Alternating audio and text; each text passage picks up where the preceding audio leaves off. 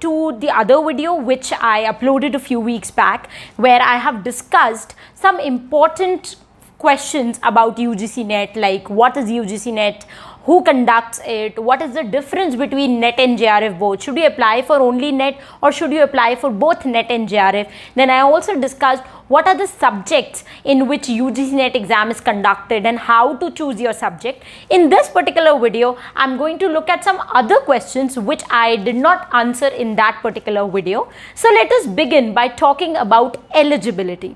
Now, anybody who has completed masters can sit for NET exam. Is that so? Isn't there any eligibility criteria? Yes, it is. So basically in UGC NET, your graduation marks does not matter. Even if you've scored 40% in your graduation, it is all cool. But your post-graduation marks matter. So your NET certificate will be only valid if you have scored 55% without rounding off in your postgraduate exam. In the last video, I mentioned that there can be three possible cases. You can either give your NET exam after you have completed your master, you can give your NET exam while you are doing your masters, and you can also give your NET exam first and then enroll in masters. In all the three scenarios, you need to make sure that your masters marks are 55% above. So even if you've got 54.65, you cannot round it off to 55%. You need to get 55% or more marks in your masters.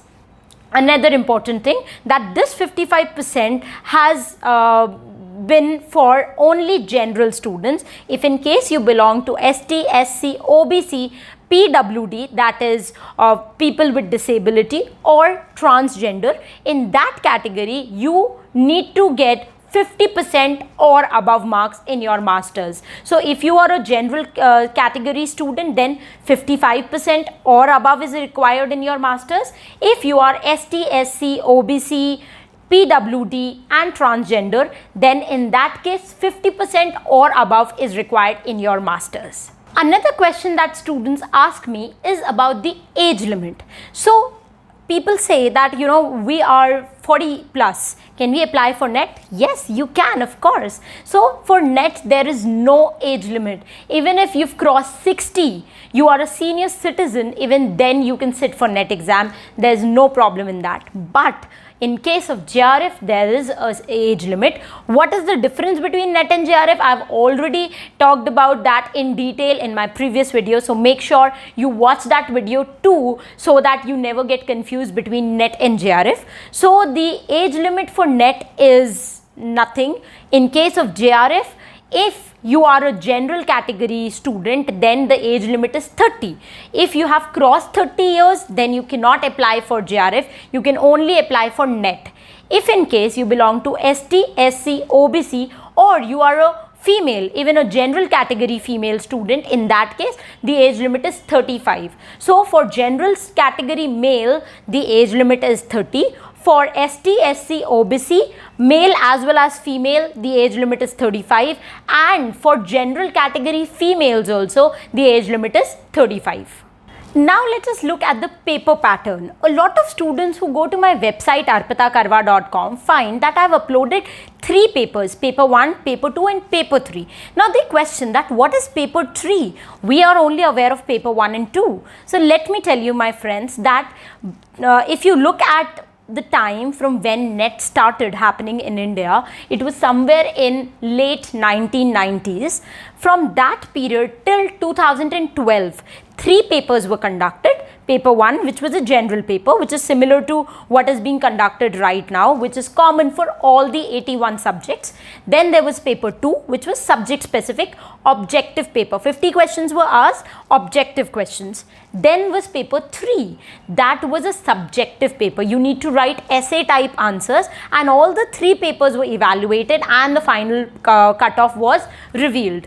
So this was a strategy till 2012. In 2012, there was a slight change. So beginning from 2012 till July 2018, there were again 3 papers, paper 1, 2 and 3.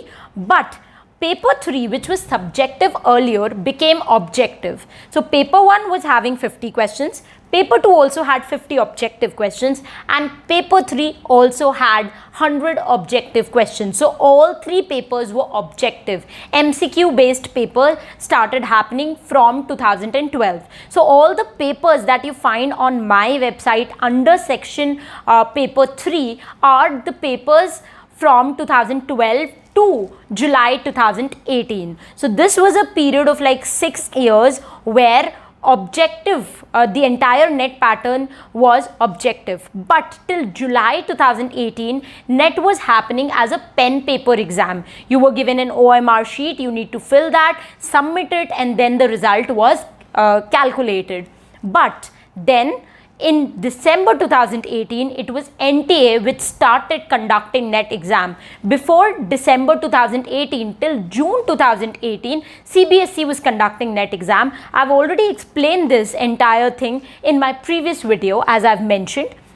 Now, from December 2018 onwards, 2 major changes happened. Number 1, the entire paper pattern was changed and was conducted only through online mode. So it was a computer based exam, CBT, computer based test, that started being conducted. So OMR sheet was not there at all. And the second important change that happened was that paper 3 was removed. So now we have only 2 papers, paper 1 general paper, same syllabus for all 81 exams, and paper 2 subject specific paper, which contains 100 MCQ questions, and both these exams are conducted on the same date, as well as both these exams are conducted through computers, so no OMR sheet is used.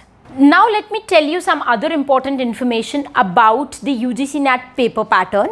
The first important thing is that there is no negative marking. So you're free to mark your answers even if you're not sure whether the answer is right or not. Okay, so that is number 1 advantage. Number 2, the syllabus was changed in December 2018 by NTA. So before December 2018, there was a syllabus that was prescribed by CBSE, and the same syllabus was continued for a period of like almost 18 years. After 18 years, it was NTA that changed the syllabus. Though there was not a very drastic change that could be seen when we compare old and new syllabus, but some slight improvements were made as per the new things that are added in learning.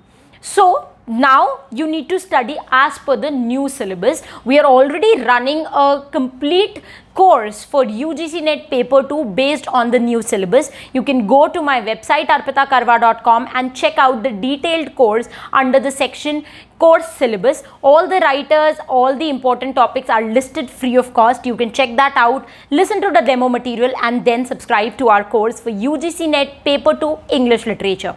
As far as UGC NET paper 1 new syllabus is concerned, we are running a free YouTube video series covering the entire syllabus of UGC NET paper 1. So you can subscribe to the channel, go to my playlist on complete syllabus UGC NET paper 1 and find all the videos there. Coming on to the paper pattern, no negative marking is there. I've already mentioned there was a change in syllabus in December 2018 and the same syllabus is being continued till now. Another important thing is that the exam is conducted in a period of 3 hours. So there are 2 shifts in which the paper is conducted. Shift 1 9 to 12 and shift 2 2 to 5 p.m. in the evening. So once you get your exam card or admit card, you are able to see which shift is allotted to you, and in that shift you will be given a computer screen in front of you and both the papers would be available. You can answer the questions as per your convenience. It's not that you need to first complete paper 1 and then only you will be given paper 2. No, you can even switch to paper 2 and then come back to paper 1. But the total time limit is 3 hours. Another important thing, language. If in case you want that the paper should be in Hindi language as well, yes, the paper is available in both the languages, English and Hindi. The questions would be in Hindi in case you select Hindi language. The questions would be in English if you select the English language. Only difference is that if there is a subject specific paper, paper 2 for example is English, Now in that case you cannot shift it to Hindi. You can give paper 1 in Hindi, but paper 2 is English. If in case your subject is English, then it will only be displayed in English. Similarly, you can give your paper 1 in English, but if your paper 2 is subject Hindi, then the paper will only be available in Hindi language. So if you are of any other subject like geography, history, pol science, philosophy, psychology, you have the option to choose any one of the language, English or Hindi. Now finally we land to the last important question that I'm going to answer in this video, which is related to the cutoff and result declaration.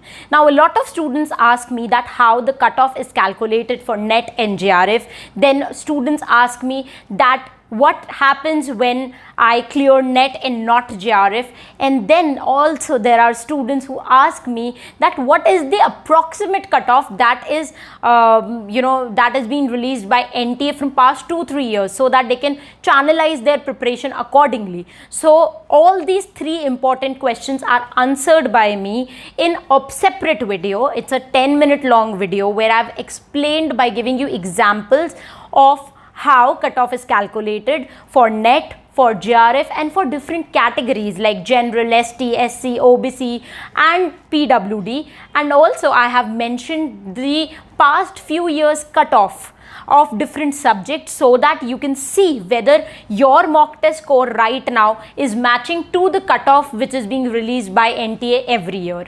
So make sure you look at that video. The link is given in the description box. Also you will find it in the I button there. So with that note, I take your leave. I hope this video was fruitful. You were able to solve a lot of questions that were bubbling inside your head. So that's it for this video lecture. We'll meet very soon in the next video lecture. Till the time we meet next, happy learning, keep loving literature, and stay tuned to arpitakarwa.com.